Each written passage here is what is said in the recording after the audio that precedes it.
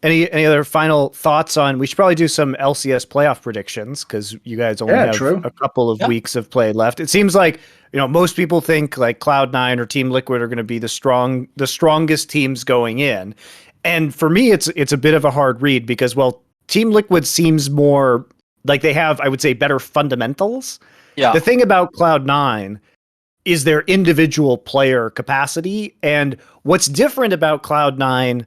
This iteration of Cloud9 is that Blabber's like, he can win you games and then sometimes he will just randomly die, right? You live or die by Blabber a lot of the time. And when they had either Nisqy or Perks, right?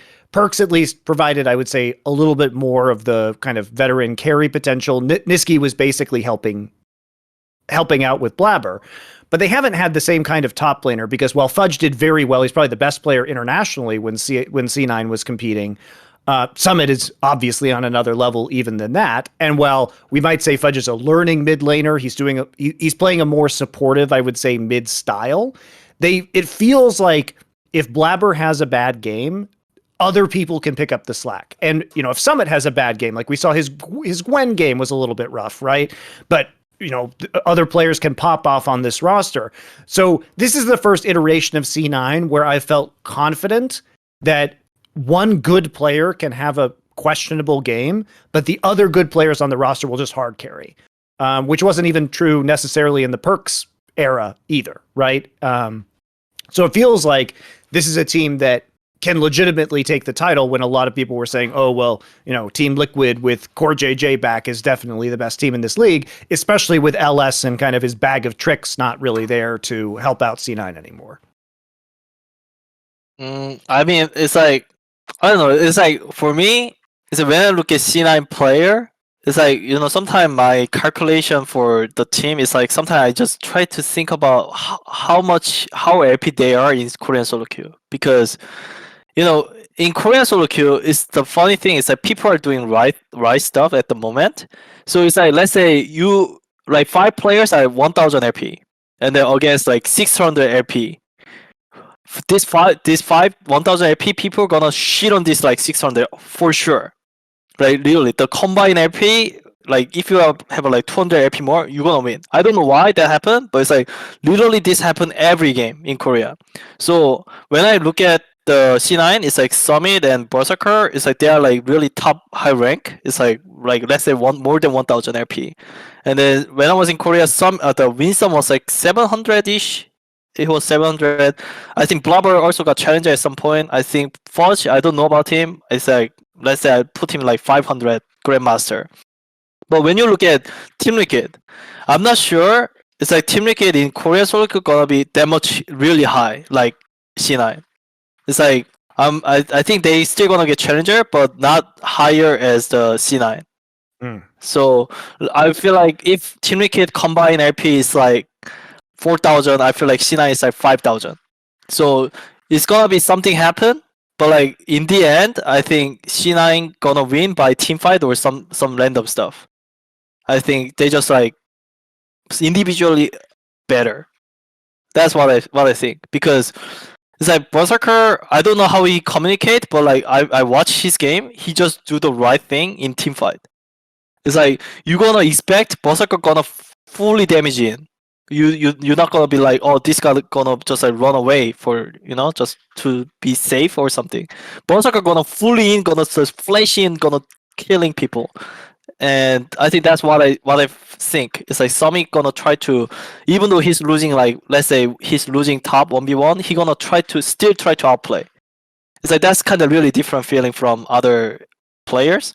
It's like, let's say NA top, if they are losing slightly, losing 400 gold, they're gonna play really like safe.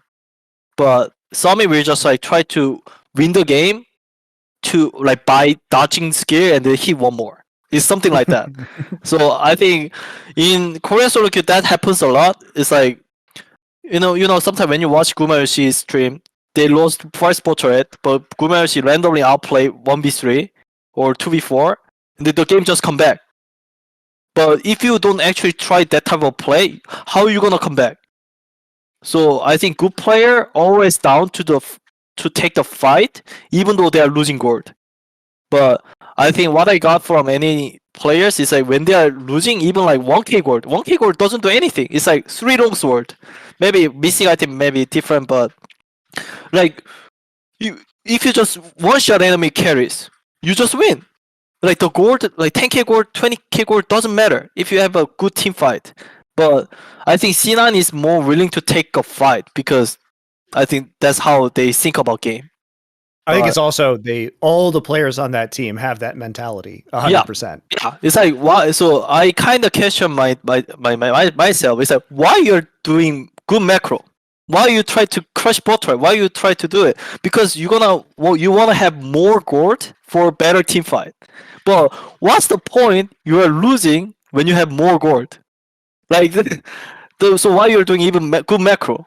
You're gonna still lose 5v5. I think. It's like League of Legends. It's like sometimes you're gonna win by macro, but I think how League of Legends changed the game is like they are putting everyone is a 5v5 situation. Like Dragon matters, Battle matters, so you guys have to take the fight, and then if you have a good players, you're gonna win, even though you're losing 20k gold at some point. Okay. Yeah, so what they need to implement is, you know, that game Who Wants to Be a Millionaire, that quiz show. Well, famously, they have a system. It's a show where you try to win $1 million by answering these hard questions, right? And there's 4 options for each question. And famously, there's this concept where there's these 3 lifelines you get, which are like little bonuses you can use when you don't know the answer to the question, right? So obviously, if they had this in LCS, with you, they could use phone a friend before the team fight starts. Then you would go 2k behind, it's easy. You just one-shot the carries, and then you win. And they're like, oh, interesting. Obviously, you can't use Ask the Audience because it's the LCS audience, and sometimes it's not even there. And then the last option is just Blabber's option. It's 50-50, isn't it? Like if you're losing, you always wait for the punchline. Always wait for it. You never know how the punchline's going to change. I didn't know where I was going. Always wait. It's always wait. It's always wait. Want to see more cool, funny, interesting clips based on topics from my content? Well, subscribe to this channel then, or be a pleb and don't.